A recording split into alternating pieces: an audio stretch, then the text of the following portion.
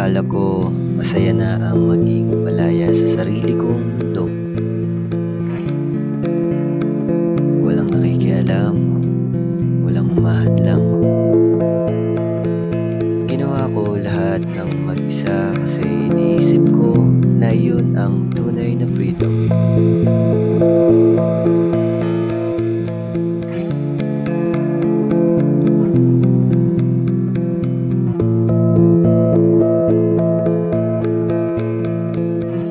Pero habang tumatagal, naramdaman ko ang bigat ng katahimikan.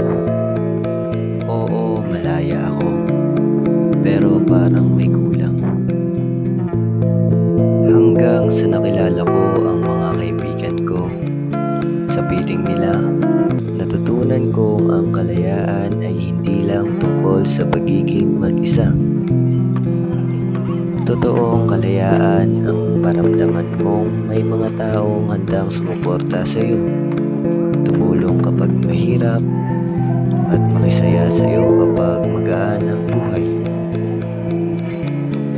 Doon ko nakita ang mas malalim na kahulugan ng freedom, ang kalayaang maging totoo sa sarili, kasama ang mga taong tatanggap at susuporta sa iyo.